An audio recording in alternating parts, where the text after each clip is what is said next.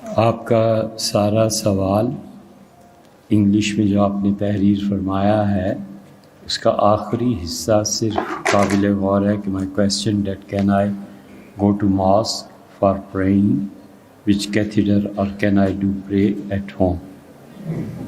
دیکھیں، جن لوگوں کو بھی بیگ لگ جاتا ہے چونکہ اس میں نجاست اور گندگی ہوتی ہے تو وہ آدمی شرعاً معذور کہلاتا ہے.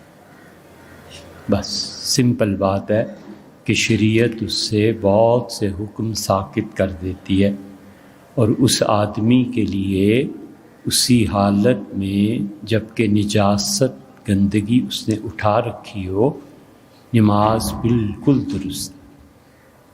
ایک ہے گندگی کا اٹھانا، ایک ہے قدرتی طور پہ ہونا، وہ ہر انسان میں ہے. قدرتی طور پہ انسان فزیکلی ایسے ہی ہے نا. اور ایک ہے اس چیز کو اٹھانا. مثلاً لیبارٹری کا کوئی بندہ ہے، وہ جاتا ہے کہتا ہے کہ بلڈ لینے آیا ہوں جی، ٹیسٹ کرنا ہے. بلڈ لیا اس نے اور وہ کسی مسجد کے پاس سے گزرا اور اس نے کہا میں نماز پڑھ لوں. تو خون ناپاک چیز ہے نا، یہ ناپاک چیز اس نے اپنی جیب میں رکھی ہوئی ہے. یہ اوریجنلی اس کا مطلب اس کے رگوں میں بہنے والا خون نہیں ہے، بلکہ یہ ایک نجاست ہے جو اس نے باہر سے لے کے اپنے پاس رکھی ہے. تو اب اس کا جسم پاک نہیں ہوگا، نماز نہیں ہوگی. کیتھیڈر وغیرہ لگنے کی صورت میں چونکہ وہ معذور ہو جاتا ہے، اس لیے ٹھیک اسی حالت میں نماز پڑھے گا اور اس کی نماز بالکل اپنی جگہ پہ درست ہے. لیکن اس کے ساتھ وہ مسجد میں نہ آئے. اس کی بہت سی وجوہ ہیں، وہ تو پھر لمبی بات ہو جائے گی. لیکن اس بیگ کے ساتھ وہ مسجد نہیں آئے گا، باقی گھر پہ اپنی نماز پڑھے گا، اور گھر پہ نماز پڑھنے میں اسے اتنا ہی ثواب ملے گا جتنا اس کو مسجد آ کر نماز پڑھنے پہ ملتا تھا. یہ اصول اور قاعدے کلیے کی بات.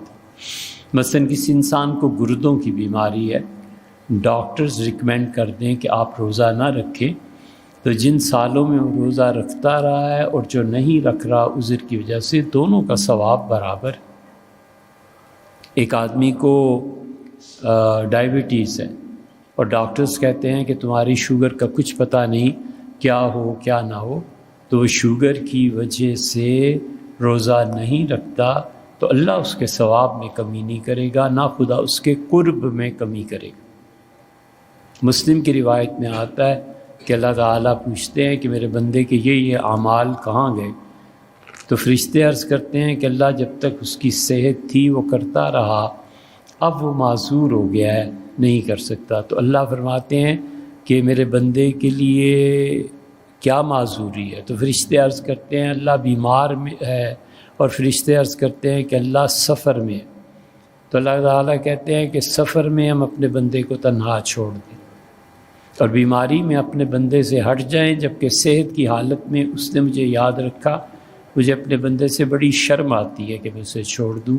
اس حالت میں بھی اس کا وہی اجر لکھو جس سے پہلے.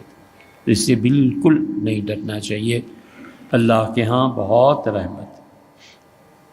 تو معذور کے حکم میں جب آتا ہے نا، اچھا ایک کیتھیڈر میں یہ مسئلہ بھی ہوتا ہے کہ مسلسل یورین پاس ہوتا رہتا ہے، تو اگر یہ چیز آ جائے تو اس انسان کے لیے ہر نماز کے وقت نیا وضو کرے اور نماز پڑھ لے، بس اس کے لیے یہ ہو.